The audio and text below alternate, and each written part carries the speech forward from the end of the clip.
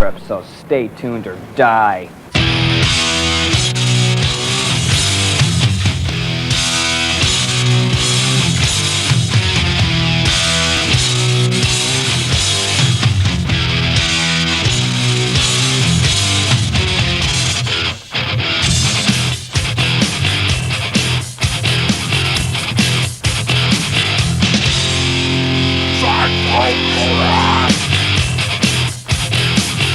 Hi there, Vanessa Warwick with you for another special location edition of Europe's premier rock show. Tonight's programme is coming to you from Paris, and over the next 2.5 hours or so we're going to be bringing you all the action from the Megadeth European tour. You know what I'm talking about by now. Interviews with questions sent in by you, the viewers, live performances and videos, including the European premiere of Megadeth's brand new clip for Foreclosure of a Dream. And as Headbangers Ball is presenting the Megadeth tour right across Europe, we'll also be launching our brand new competition. It's called Countdown to America with Megadeth, and the prize on offer is an all expenses paid VIP trip to the United States to hang out with the band on their forthcoming tour. So all you really need to know is that the countdown to extinction has begun on the show that's always more than metal. From Paris with Megadeth, Headbangers Ball.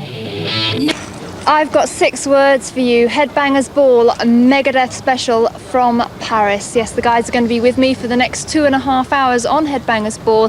And the cool thing is about the show, the questions have been sent in by you, the viewers. So actually, you've saved me quite a lot of work, you guys out there. Very pleased to welcome the 2 Daves. How are you? I'm very good, thank you. How are you doing? Pretty good. You can tell we're in Paris because even the pigeons have an attitude here. Now, you've played a few dates on the European tour. How have they been going so far? Well, we started about 10 days ago, actually, in Italy, Monsters of Rock shows that we did with Iron Maiden, and then we went into Spain for 3 more shows after that. And so far, the highlight of the shows we've done on our own, we played at Boule d'Or in the south of France at the racing event down there. So Dave started the race off, and then we kind of like finished the night off by playing a set. Brilliant. So yeah, we're on our own now, doing commencing our own headlining tour here through Europe. Okay. Now, as I said, we have questions sent in by you, the viewers, and the first one comes from Andreas Elton in Spain, and he would like to know, do you actually make a point, or do you have the time to actually go and check out the countries that you're touring through? I think that this time around we're having more time to ourselves to actually look, and since we don't travel that much at night anymore, you know, we see a lot of the country during the day.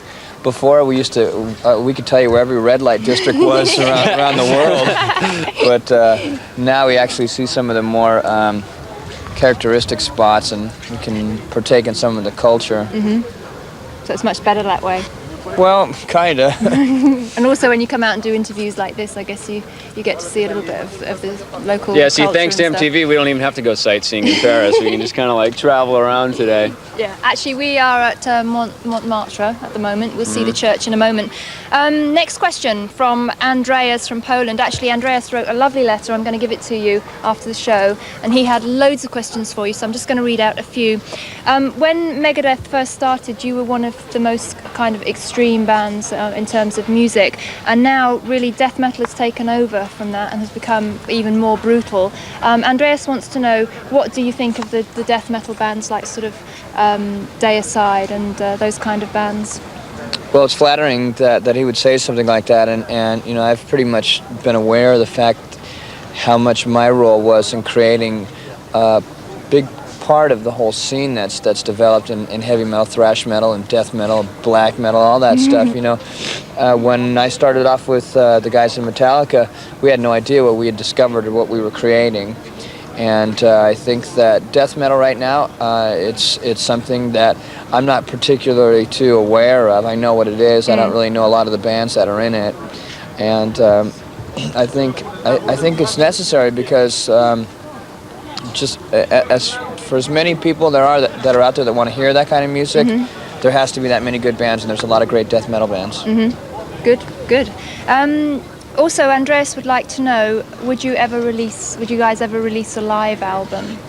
we're not looking at that in the near future right now. I think the live albums pretty much are used by bands that don't have any more good songs left and need to kill some time, and they'll put out a live album just to stall the audiences. I mean, if you have a great live album, ultimately, you know, you should release it, but if you have good music, that's more important.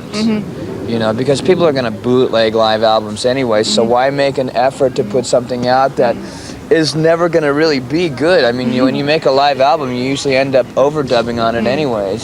So how do you feel about bootlegging then? Well, there's nothing I can do about it. So it's like trying to stop the tide from coming in. You know, either I can get completely overwhelmed by it, or I can focus on something a little bit more important, like writing new music. Okay, and we've got loads of Polish viewers. They wrote in, I'm not going to name them all, there's too many. They want to know, will Megadeth ever play in Poland? It's looking pretty good. You know, we have to keep ourselves open to anything. So far, our agent hasn't seen any necessity for us to go there. And for the few unfortunate people that live in Poland that haven't seen Megadeth play there yet, my suggestion is you commute, you know, because we really want to see you at our shows. But unfortunately, right now, we can't really tell you when we're going to be in Poland. Our agent would know better than that. In fact, you would probably know sooner than we would. Well, the Headbangers Ball will be the first to let you know if Megadeth ever do make it to Poland. And actually, we've got our first video coming up.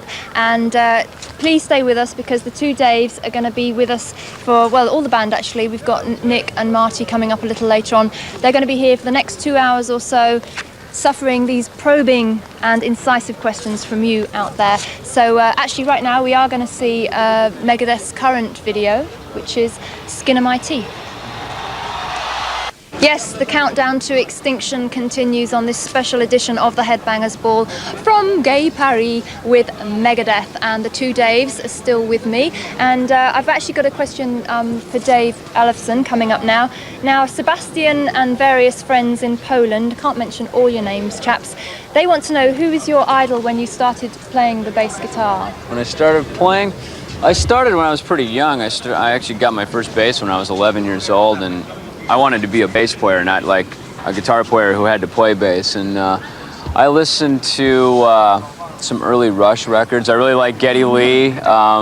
Geezer Butler from Black Sabbath was very cool. And it was actually pretty cool to see those guys play the other day. They were on one of the Monsters of Rock shows, and it was the new Ronnie lineup. James Yeah, Dio. exactly. Yeah. So actually, another time that we had met up for our a party that we had in London, Tony and Geezer came over, so it was kind of cool to meet up with those guys. Excellent. And Sebastian also wants to know, do you play any other instruments apart from the bass guitar? I fiddle around a little bit on guitar, and I actually write more on guitar than I do on bass. Yeah? And when I was just a little tot, I was known to play the saxophone a little bit. The truth is revealed. Exactly. Now, we've got a question from Ireland coming up. I hope you're watching, Kate O'Malley. Kate would like to know, do you feel comfortable playing in Ireland now, following what she considers to be your very successful gig there last April? I guess, you know, there could be worse places to play, you know, as far as we could be playing in Bosnia. But, you know, Ireland was a wonderful show for us last year. When we went there, everybody was singing really loud. And that for me is like the best thing that can happen to us, is having an audience sing really loud. You know, because it's not only a thrill, but it's a convenience for me, because then I don't have to sing.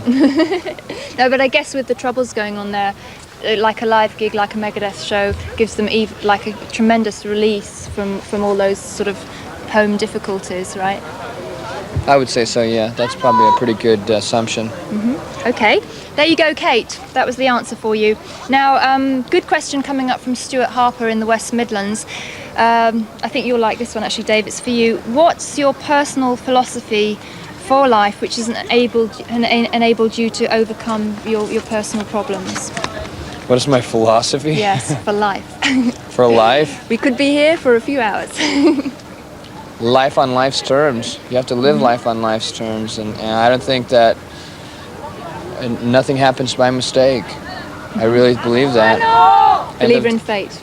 end of the, I believe in destiny. I think when I interfere with what takes place, that's when destiny becomes fate. Do you believe in yourself? Well, you must do. I know who I am now. But maybe when you were having problems with drugs and so on, maybe that was because you didn't believe in yourself, that you couldn't go and do a show or whatever without having some kind of prop. No, the problem when I was doing drugs was I had too many drugs, and they were all really good, so I was I was very addicted at the time, and that's not really something that I have a hard time identifying with or looking back at, because if I regret the past or I shut the door on it, then I'm going to pretend it never happened, and there's a good chance I'm going to end up doing it again. It's something that I look back and I'm very happy to have gotten away from, and I'm not going to tell anybody that hey, you shouldn't do drugs, or hey, that alcohol's no good for you, because it might be okay for them. For me, it's not, and I'm not going to tell anybody what to do, because I had a hard enough time living my own life, let alone trying to tell someone else how to live. Okay. So really your philosophy is just to take your destiny into your own hands. Well, it's pretty much like I said, live life on life's terms, There's nothing that's going to happen that you can really control. I mean, you can interfere with things. When I get into the way things run, I in run spells ruin. Right. So I just take things as they come, and I don't really give too much attention to anything, and all the little shit is just little shit. I mean, if I worry about every little thing, it's going to be a big pile of shit after a while. True. Okay. Well, we will talk some more a little later on about that, because I'd like to ask you about how becoming a father has changed your life and so on. But right now we are going to see some more music on Headbangers Ball, and coming up next for you, we've got the brand new video from Thunder. Here's a new one! With the famous Church of Sacré-Cœur in the background, the Headbangers Ball from Paris with Megadeth continues, and Dave is still with me. As you can see, we've got more viewers' questions coming up, and Bjorn Hunt from Norway would like to know, why have you said that you'll never play with Slayer again? Or did you say that? I never said that. If I did say that, it was probably in a moment's anger, and you know what, I don't feel that way right now. Maybe tomorrow I'll say it again. So that something happened on the Clash of the Titans tour? I don't really remember saying that. I talk a lot, Vanessa.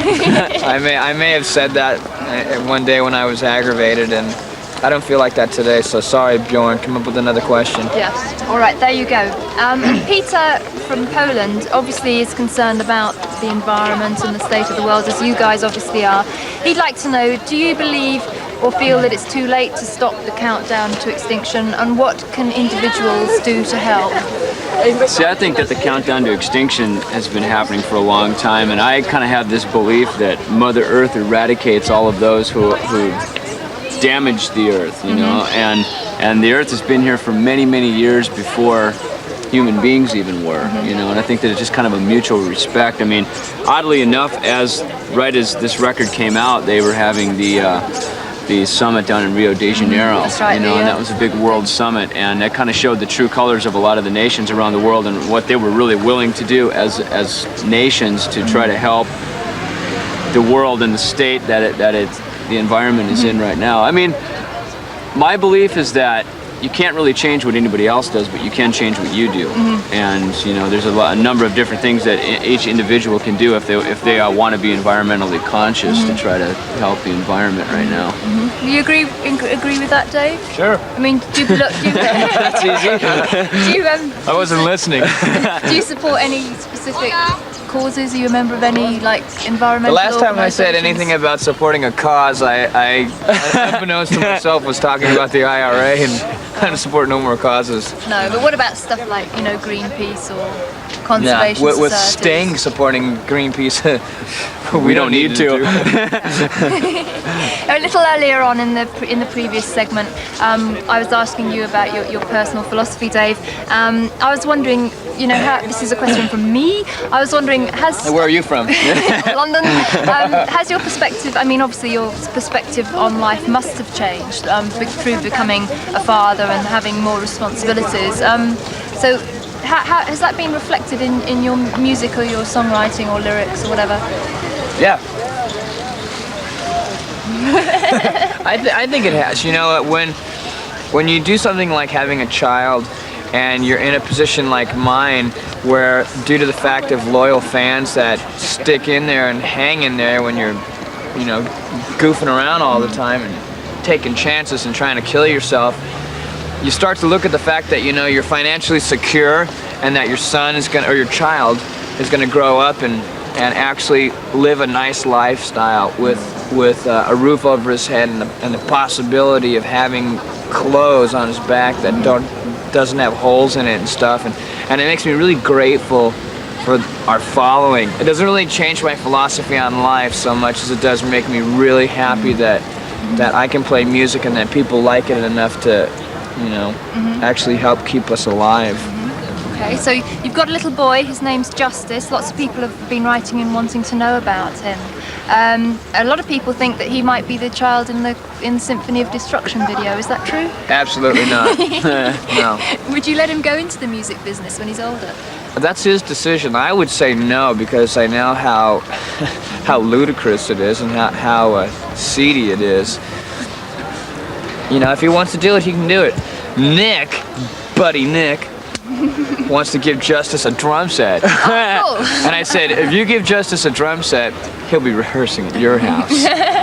Justice is already starting to get an attitude. He's been on the road for about a week and a half now, and he's kind of like got the road thing going now. Yeah. He sleeps better than we do. Yeah, he does. He's brilliant. I was playing with him this morning. He's a cool dude. Okay, well, thanks very much for suffering the cold weather out here on the steps of the Sacré-Cœur. We've got our first commercial break coming up. We'll be seeing more of the two Daves later on. But after the commercial break, we're going to be meeting up with Nick and Marty, and they're going to be subjected to your questions. So if you sent in a question for Nick or Marty, it's coming up very soon. But playing us into that commercial break, we're going to check out Megadeth live on stage at the Zenith in Paris. Gives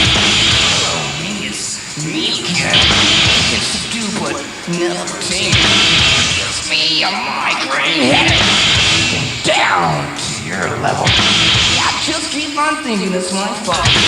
Didn't answer to what I keep this.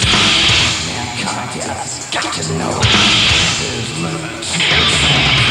Feeling claustrophobic like the walls are closing in. There's things on my hands and I don't know where I'm going. I'm in trouble for things I haven't got to get. I'm suffering at the ass and my arms are getting wet.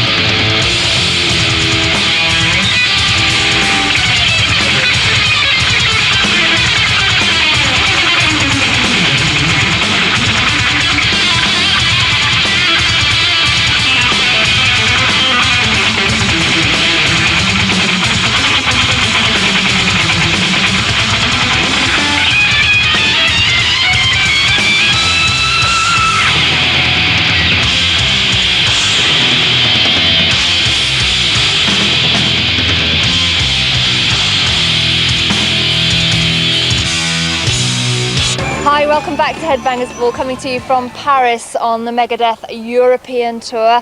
And right now I'm joined by Nick and Marty. It's really good to have you guys on the show. Nice to see you. Nice to see you too. It's good to be here in paradise. It is. Now, thankfully, we've got a whole show to concentrate on Megadeth. Normally, we don't always have time to meet up with Nick and Marty, but loads of you have sent in questions for the guys, so here we go. Another one actually from Sebastian and friends in Poland, and this one's for Nick. And now, Sebastian obviously knows what he's talking about because he says your father is a famous saxophone player. So he'd like to know, why did you take up the drums instead of the saxophone? Well, actually, I tried playing the saxophone when I was really young, and my dad said, you're crazy, man, you don't want to play this. And I said, yeah, you're right.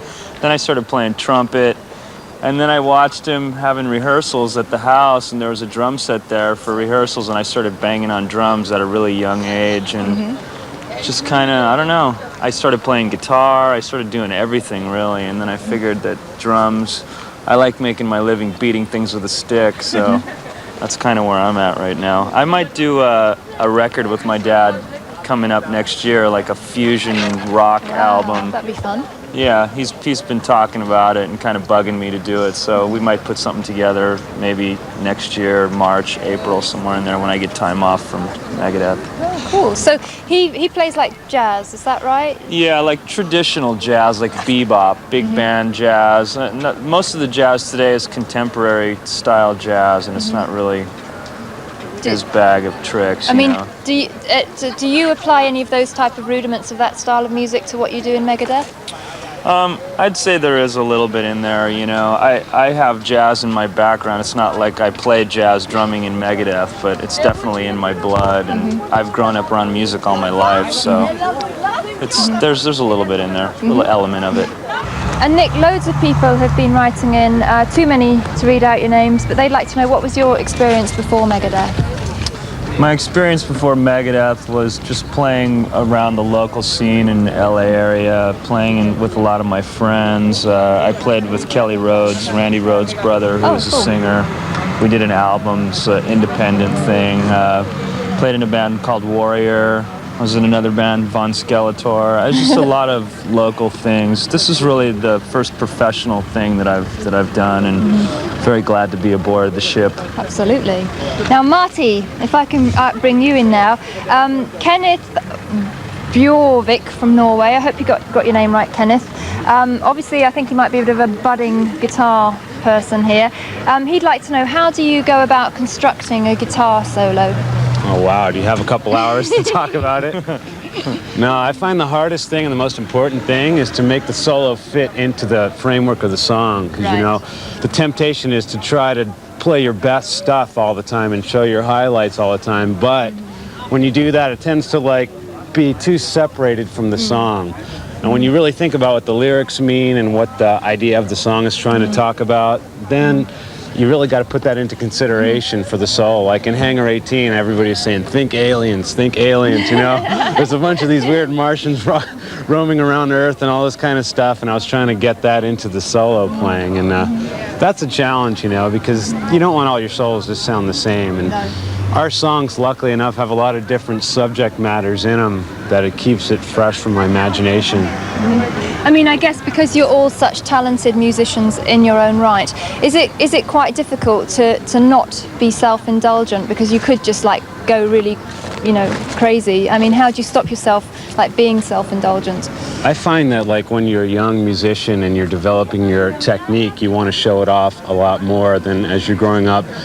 And like for myself, I've made a lot of albums that have highlighted my technique and stuff like that, and I still keep my technique up, and it's very important to me. But I find that as I grow, it's more important to make great music, period. No matter how difficult, easy, simple, hard, whatever it is, great music is the whole idea at the end. And to make the whole thing matter as one piece of music, as opposed to, well, that song's got a great difficult solo in it, you know?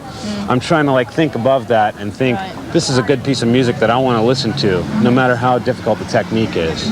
Okay, well, thanks for that. Good piece of advice there for budding guitar players. And I know it's freezing, but I hope you guys will stay with me a little bit longer. We've got some more music coming up now on the Headbangers Ball, and this is the ball continues to rock away in Paris. And as you can see, I'm still with Nick and Marty from Megadeth, and a little earlier we were talking to Marty about his guitar technique and so on. And actually, another question for you, once again from Kenneth Bjorvik from Norway. Kenneth would also like to know, how long do you practice each day? Never. I never have the time to practice anymore. You know, doing stuff like this and press and just waking up takes up my whole day, basically. You know, I wish I had more time to practice. I try to, like, you know, think about what I'm going to do anyway. If I can't actually get to a guitar and practice, I try to keep it on my mind. And then when I do get to a guitar, I don't waste time doodling around, you know. I just pick it up and say, well, this is what I need to work on right now. I might have 15 minutes, you know, and then do it then. When I'm at home, I try to get at least an hour a day and something like that. What about you, Nick? Because obviously setting up a drum kit is a big operation. So do you just have like little practice pads around with you, or?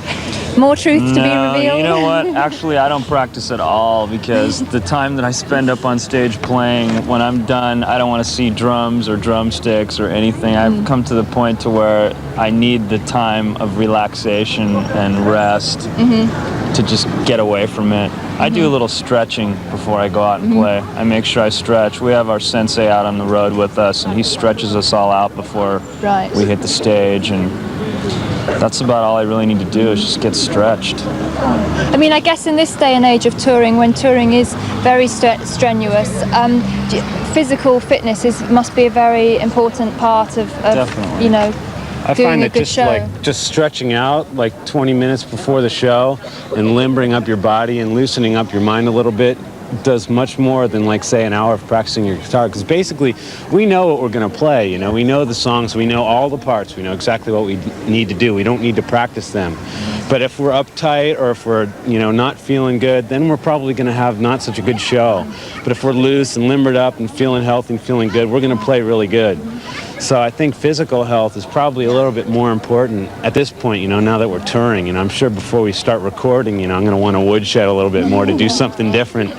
But right now it's just keeping up the technique and keeping healthy. Have you guys tried the skydiving yet that Dave's really into? I have. You He have? has. You I haven't. have to now because The platinum plunge. The platinum plunge. You know, I said as soon as the record goes platinum, I'm going to go skydiving. And the record went platinum in America in 3.5 weeks. So I thought, wow, you know, I thought it was going to take a little bit longer, but all you American fans went out and bought it right away. He's packing his chute right now. I'm packing my chute right now, making sure it's all right. But as soon as we get back to the States, we're going to tour there for a couple months, and then, like, right around New Year's, it's going to be the platinum plunge for the kid right here. So I hope to see you the day after New Year's alive. Well, good luck with that. Okay, well, we are going to talk a little bit more on this special edition of Headbangers Ball featuring Megadeth. And right now we are going to see some more music, but stay with us. I hope you're enjoying this special edition of the Headbangers Ball from Paris with Megadeth. And as you can see, Marty and Nick are still with me. And we've got loads more questions coming up. So if you sent in a question, listen up, because I could be reading out your name any minute now. And in fact, coming up next, I've got a question for Marty. And this comes from 3 young ladies in London, Natasha, Louise and Vicky, who are major Megadeth fans, and they'd like to know, what age did you start playing the guitar and what was your very first guitar? I started playing when I was about 14, 15 years old, something like that. I had a Les Paul copy just because it was the cheapest guitar that I could get. You know, I never thought that, like, you should be one of those dudes who buys like a real expensive guitar right away and then gives up after a month. You know, I think that you have to earn your way into it. You know, I had a $100 guitar, and then the next guitar I had was like maybe worth $400, and then, you know, you got to keep into it. You got to, like, prove it to yourself that you're worth that much money. You know, don't go out and buy, you know, a $2,000 axe and then get bored with it. You got to have some room to move up in the world. Absolutely, good advice. I mean, when you're on tour, how many guitars do you take out on the road with you? I've got like 5 or 6 right now with me, all Jacksons, different shapes and different numbers of frets and different feeling kind of guitars. Okay, and Nick, these same young ladies would like to know what was your earliest influence in terms of when you took up drums and started to play? Who inspired you? Who influenced you?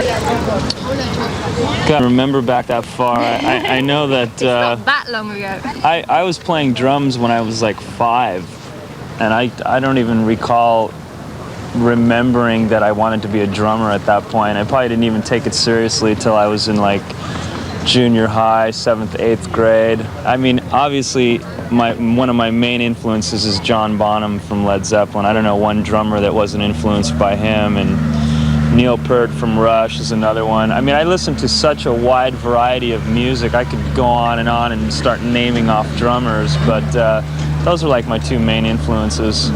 I mean, if you weren't drumming, can you imagine what you might be doing now instead? Both of you, actually. What Can we say that on MTV? what could you see yourself doing, Wow. Marty? I'd probably be working in a casino somewhere. Vegas. Vegas, Monte Carlo, dealing cards, I don't know. Teaching English in Japan, I don't know. I'd probably be working at the Playboy Mansion as like Hugh Hefner's like right-hand man, ready to take over the throne when he gives it up.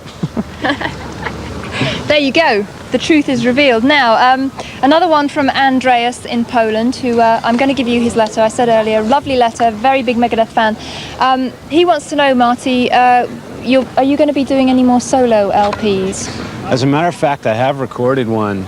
I recorded it in May as soon as I was done with my tracking on Countdown. Wow. And it was produced by Kitaro. Anyone who knows who that is, it's very different from Megadeth. Nick played drums on it. Don't know when it's going to be released. I would assume sometime around Christmas. And all I can say is it's extremely different from Megadeth. Can you give us a title of that album?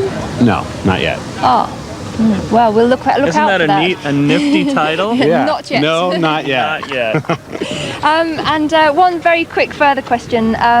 You've done some teaching videos, haven't you, Marty? Yes. Do you teach on a one-to-one basis? I used to, but now I don't even have time to teach myself on a one-to-one basis, much less anyone else. That's why I got 2 videos, you know, that you can learn it all in one shot. Did you enjoy teaching? No. I mean, you know what? I really enjoyed teaching someone who, like, was a real good student and didn't just want to come in and learn Eruption by Van Halen. Right. Or, you know, the latest Led Zeppelin song or whatever. I wanted to teach someone who really cared about learning and wanted to learn the right way. And that was like maybe 1 out of every 1,000 kids. So I really didn't really enjoy it too much, you know. I enjoyed making the friends more than I did teaching. But I'm not a teacher by heart, I'm a player, you know. I always had this saying that my guitar teacher told me when I was starting out. He said, those who can do, those who can't teach. And so always thinking that, I said, I don't really want to teach that much, I don't really want to teach. So now, you know, I don't really teach. Okay, but you've given us some very good advice here on the Headbangers Ball for some budding guitarists out there, and I want to say thank you very much to both of you for taking time out to talk to you. It's really good to actually have the time to have a really good long chat, and thanks very much, and we will be catching up with you later on, but right now we do have another commercial break coming up on the Headbangers Ball, and then after that we'll be taking time out to have a chat with Megadeth's support band Pantera, so watch out for that. But playing us into that break, we are going to see more of Megadeth live on stage at Le Zenith in Paris. Love it. Live. Crank it up.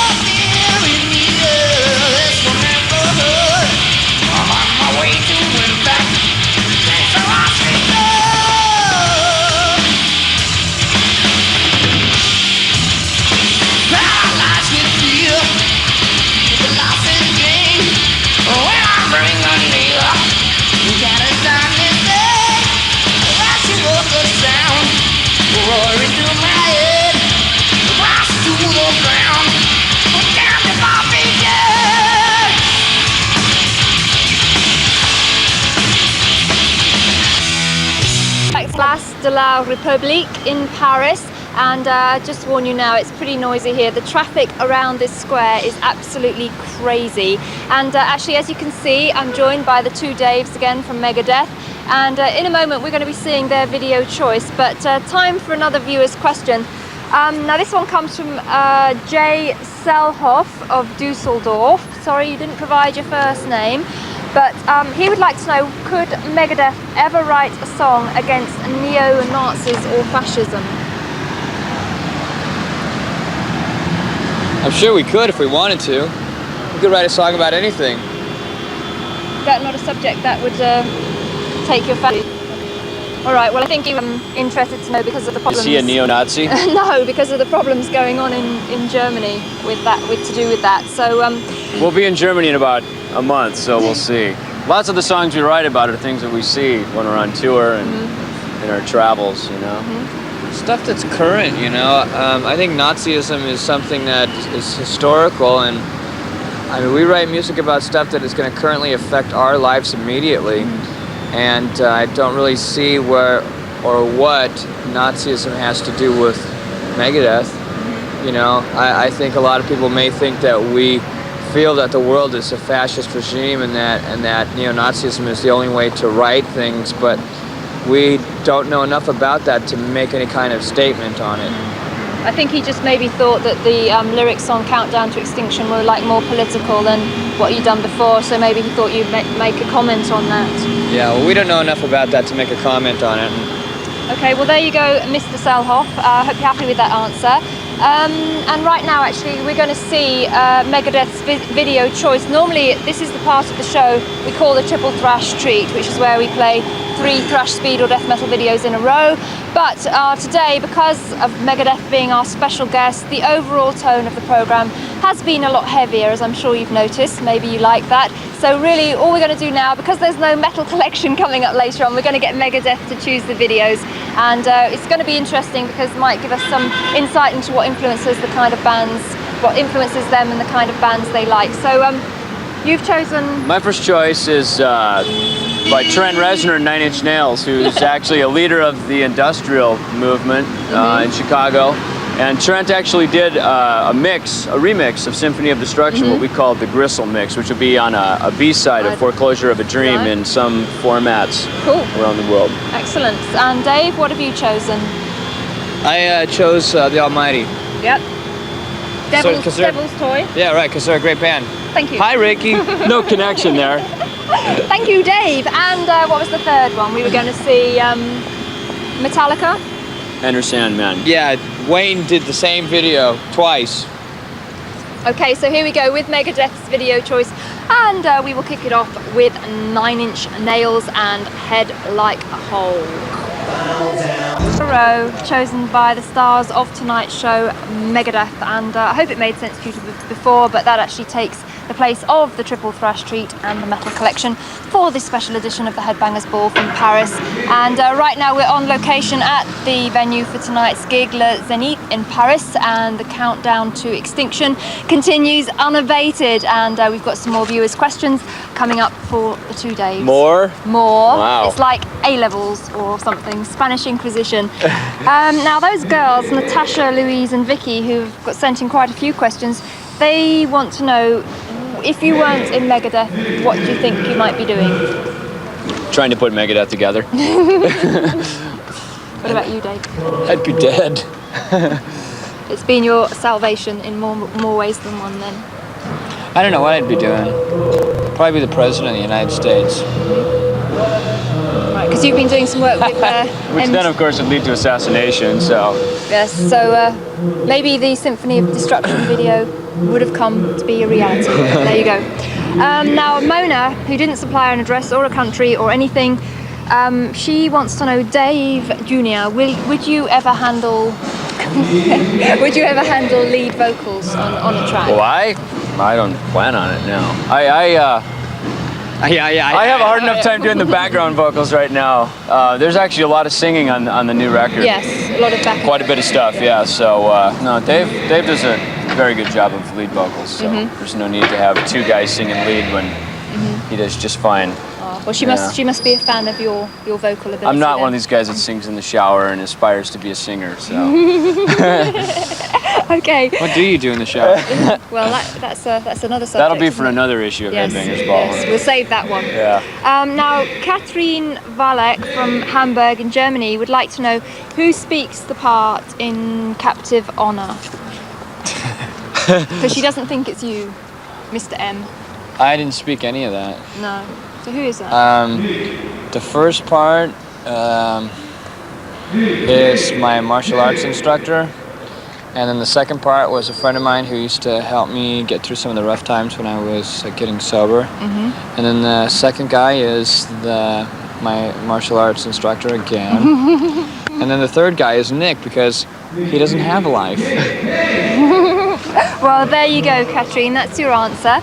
And she also actually wants to know, what are your spiritual beliefs? Do you believe in God or a higher power? I have a higher power, yeah. If for some people that don't believe in God, God to me stands for good, orderly direction. So. What about you, Dave? I definitely believe in a higher power. Yes. I definitely do, yeah. Especially, you know, coming out of wreaking havoc in many of my earlier days, it's pretty much been my salvation for me, you know, kind of keep me back on the right track. Again, you know, it's like, I kind of agree along the same thing, good orderly direction. If nothing else, if some faith is better than no faith at all. Good. Okay. Now coming up next, Olav from Germany. Now he is a great Megadeth fan, judging by his letter, and he really appreciates some of the vocal arrangements on Countdown to Extinction album, and he wants to know if it was particularly important to you to get a more distinctive singing voice on this record. Well, yeah, it was going to be the difference between us having a good record and a great record. I think that every record in the past I haven't really tried to sing very well because I just wasn't very confident in myself, and this time I figured this is going to be the time that we either make it or break it, and I'm going to have to kick ass and take down names, and I tried my best. I had a great team to support me in there, and it definitely turned out better than the last record. I mean, I still really think that I'm developing as a singer, and that, you know, in the future I'll probably get a little better if I keep working at it with the same determination I have now, but for right now I couldn't have done it any better. Absolutely, and congratulations, because it's doing really, really well all over the world, and it's gone platinum in America already. Yeah, it's on its way to double platinum. Wow, congratulations. And we've got time for one last question. If your name is Carl from Sweden, listen up. He wants to know, which comes first, the music or the lyrics in a Megadeth song? Either or, actually. Sometimes we have lyrics and music, and we put the two together. Lots of times the music. Right now we've actually been working on music and lyrics to new songs, and at sound checks, and that's why we came here early today, and do things like that. So it doesn't really, you know, usually if there's a set of lyrics and there's music, if the attitude is right for the two, we put them together, and that usually entails like either adding some lyrics or cutting some lyrics out in order to make it fit in with the arrangement of the music. Okay. I'll tell you one thing, the song definitely comes before the recording. Yeah. Well, yes, well, we know that. There you go, Carl. There's the answer to your question. Now, that's all we've got time for from viewers, and I want to thank all the viewers for sending in those great questions. Really good. Well done. You saved me a lot of work. Coming up now, we've got more Megadeth on video. Now, this is a song from what maybe you might call your darker period. We're going to see Wake Up Dead. Can you still relate to that song? No, absolutely not. Yeah, of course I can. I can relate to it. I mean, I don't live that lifestyle anymore. That song was written when I was living with a girl primarily to have a roof over my head. Didn't really care too much about her, but having sex is the only way to pay my rent, and I was seeing the girl I really liked downstairs in the garage. Well, you're a naughty boy. Thank you. But now he's married, so it's all okay. Yeah, so I don't do that anymore. All right, well, here we go then. This is Megadeth, Wake Up Dead. We're still on location at the Zenith in Paris, and there is a sound check going on in the background, so apologies for the noise, but it is rock and roll. And now we've reached a very important part of the show, because it's time to launch our brand new competition. It's called Countdown to America with Megadeth competition, and let me just tell you, the prize on offer is an all expenses paid VIP trip to America to meet Megadeth and hang out with them on their US tour. So it's fabulous. There's also a second part of the prize. The lucky winner will also receive a banner with Headbangers Ball and Megadeth written on it, and be nice to hang up in your bedroom or wherever you want to hang it up, actually. So what city do they get to go to? They can come, we haven't worked that out yet actually, but that's going to be sorted out when the tour happens. So all you have to do to enter the competition is answer two simple questions. Number one. Okay, the first one, what is the name of our band's mascot? Right, and the second one? What song on Countdown to Extinction did I write about my life? And there's a few to choose from. Yes. Right, there's a few to choose from. Okay, now if you want to enter the competition, get the answers to those two questions, put them down on a postcard with your name, age, address and telephone number, and send them to Countdown to America with Megadeth competition, MTV's Headbangers Ball, PO Box 1384, London NW1 OHW, England. And let me just tell you that you can find all the competition details on page 121 of MTV's text service. So if you need a little reminder of any of the details, check out MTV text page 121. All right, we've got another commercial break coming up, and after that we are going to see, we're going to be actually talking about Foreclosure of a Dream, and we're going to be seeing the European premiere of the video that goes with that. And playing us into that break, you know we are going to see more Megadeth live on stage at Le Zenith in Paris. So stay tuned.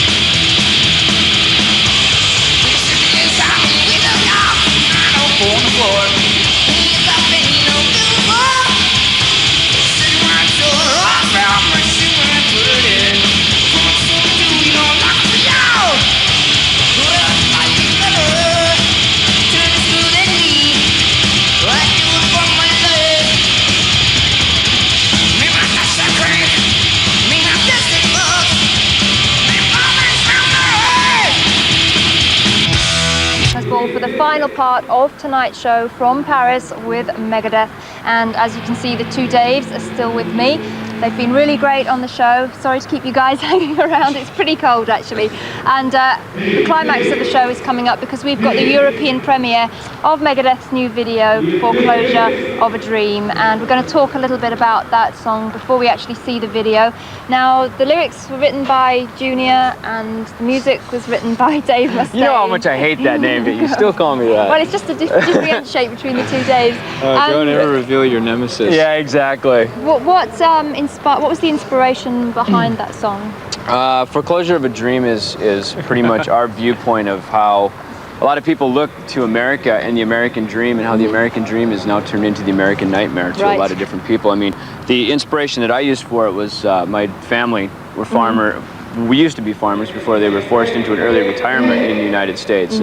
And it happened to a lot of the farmers in the heartland of the country. And it's not only just happened to them, it's happened to pretty much all people of all walks of life. Right. So in the United States, and that's in the video, as everybody will see. There's a black chair that goes around and has different people from different walks of life sitting in this chair, sitting in front of what would have been their dream that has been foreclosed upon. Right, okay. Because when you listen to the song on the album, it's not as obvious as the video makes it, because the video actually makes that whole farming thing and the message far stronger. Now, why did you decide to make such a point there? I mean, you... Why not? I don't understand the question. Well, what I'm trying to say is that if somebody had listened to the lyrics, they may have interpreted them their own way, but by making such a video that really, you know, spells it out to them, it's like maybe just fixing that particular idea in their head. I don't know. I think it just kind of helps people get a clue to what we're saying in a particular song. For the most part, every Megadeth album has kind of been like, you buy it, you create it in your own mind. You listen to the lyrics, and whatever you come up with, that's your baby.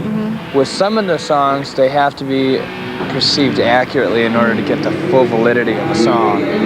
Foreclosure of a Dream is a heavy song, and it needs to be understood exactly for what it's about. Right. Well, I think as we're about to see, the video definitely gets across that point. It's a very, very good video it's about to see. Very quickly, you guys are going to be making a home video, is that right? Yeah, as from what I understand it should be released in November, the second week in November. It has Skin in My Teeth, Symphony of Destruction, Foreclosure of a Dream, High Speed Dirt, and a couple of other little surprise bits. Okay. Yeah. Well, we should look forward to seeing that. Exposure of a Dream. Exposure of a Dream. Oh, right, okay. And from Exposure of a Dream to Foreclosure of a Dream, we're going to end tonight's show with the European premiere of that video. I'm going to say goodbye to these guys now. I'll be back a little later on to say goodbye and tell you what's on next week's show. So that's it, you guys. Goodbye. Thank you very much for taking so much time out to talk to us at Headbangers Ball. I know you're really busy. Also, thank you to Marty and Nick. They've been really great as well. So good luck with the rest of the tour, and thanks very much. Cheers. And we'll say goodbye from Megadeth with the European premiere of Foreclosure of a Dream.